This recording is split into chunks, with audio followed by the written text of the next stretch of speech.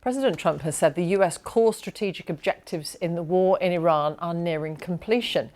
In a televised address about the conflict, Mr. Trump said that the US was going to finish the job fast. He repeated threats to target Iran's energy infrastructure unless a deal was agreed by the new leaders of the regime.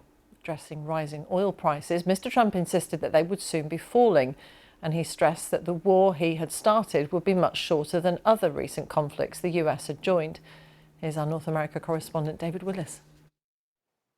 In his first primetime address since the war with Iran began, President Trump hailed what he called America's overwhelming victories and said the conflict was nearing completion. I can say tonight that we are on track to complete all of America's military objectives shortly, very shortly. We are going to hit them extremely hard over the next 2 to 3 weeks. We're going to bring them back to the Stone Ages where they belong. In the meantime, discussions are ongoing. Whilst intimating it is open to negotiation, Iran has insisted that no direct talks have been taking place, contrary to President Trump's assertion that the regime is desperately seeking a ceasefire. And as Iranian missiles continued to pound Israel and US allies in the region, there was no word of the potential deployment of US ground troops. President Trump appears to have abandoned his demand for Iran to reopen the Strait of Hormuz. Iran is effectively blocking this vital waterway, driving up global energy prices in the process. But Mr. Trump no longer believes that's America's problem. We don't need it. We haven't needed it, and we don't need it. We've beaten and completely decimated Iran. They are decimated, both militarily and economically and in every other way. And the countries of the world that do receive oil through the Hormuz Strait must take care of that passage. They must cherish it. They must grab it and cherish it. They can do it easily. We will be helpful, but they should take the lead in protecting the oil that they so desperately depend on. President Trump said the Strait of Hormuz would open up automatically once the war has ended. America's allies will be relieved to hear he made no repeat of his threat to pull out of NATO in response to Europe's lack of support for the war. But there was also no word of where the conflict might go from here. The White House clearly wants this conflict to end, but how and on whose terms, the world is none the wiser. David Willis, BBC News. Our correspondent Lorna Gordon is in Dubai. Lorna, how have the Gulf states reacted to this televised address by Mr. Trump?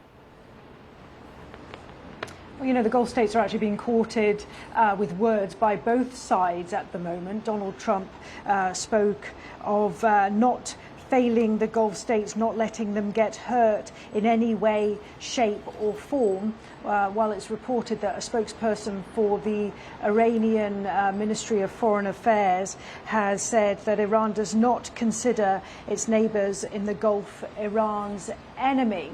There are, of course, though, continuing missile strikes on these countries. Overnight, the alarm sounded here in Dubai. Saudi Arabia said it intercepted a ballistic missile that was heading to the east of the country. Sirens sounded overnight in Bahrain as well. So there are these words, there are the actions, and then, of course, there is the Strait of Hormuz, that pinch point, that choke point where around a fifth of the world's oil has to pass, and where normally around 140 ships transit through every single day, but at the moment only a handful are getting through. There is that meeting that will take place a little later, a virtual meeting. The Gulf states will be taking part in that to discuss diplomatic measures to potentially open that waterway. But of course, the Gulf states do not speak with one voice, and the UAE is seeking a resolution from the UN, calling on the UN Security Council to take immediate action under Chapter 7 of the UN Charter to ensure safe navigation in and around the Strait of Hormuz. And of course, remember, that would, if it passed, which is, you know, there's a lot of steps before that point would be reached, but would give legal cover for a range of options economically, diplomatically, and using force as well. How much closer does all this bring to retaliatory strikes of some sort from Gulf states that haven't so far taken such action?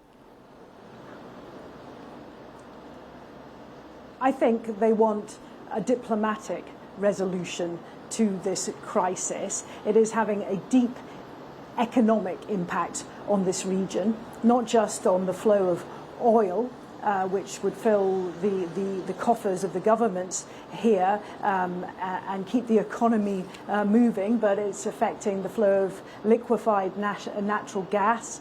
It's affecting the byproducts of these industries as well. And of course, in a country like the UAE, which is heavily dependent on tourism and here in Dubai, the aviation industry, it is having an impact on that as well. I mean, you know, flights in and out of the international airport here have picked up since this war started over a month ago, but they are still carrying on at a vastly reduced level. As I said earlier, they don't all speak with the same voice. I think perhaps the UAE is one of the states which has taken a harder position in terms of ways to deal with Iran, but none of these countries want to see this escalate. They want to find a diplomatic solution to this crisis.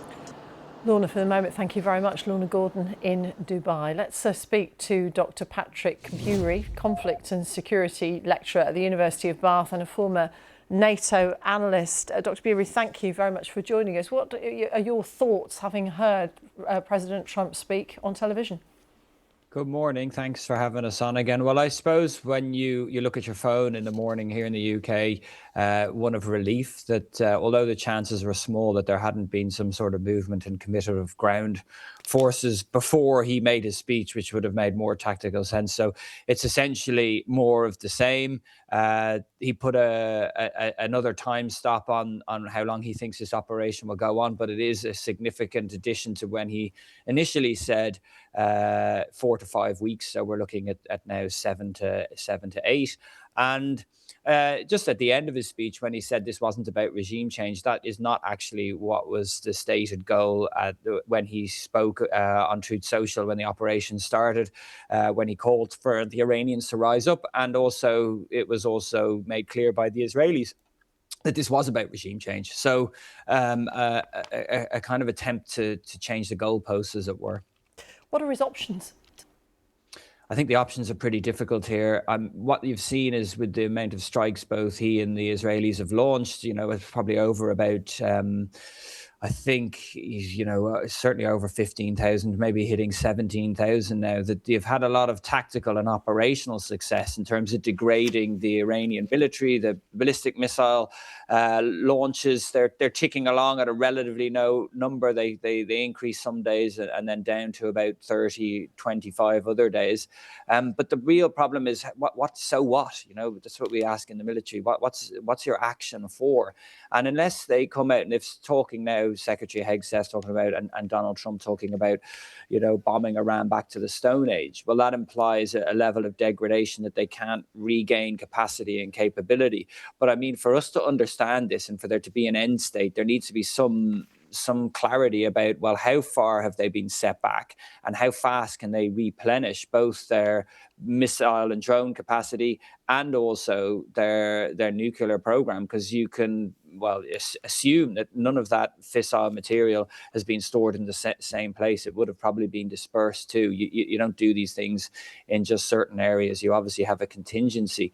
So it looks like the strategy essentially is one of degradation, and then of course the replenishment of that degradation becomes a key thing in understanding its strategic effect. But eventually you have to negotiate, don't you? Yeah, I think this is where we're coming to. It was good to hear that he didn't actually call out the NATO allies again. I can understand the frustration in the US, of course, amongst the military of being denied airspace across some of NATO allies' territories. I think that's probably pushing things a bit too far. But yeah, the military side of this, the maritime side of trying to force an opening of the strait along 730 miles of the Persian Gulf coastline, which Iran holds. It's really tricky operation. It's really a resource intensive.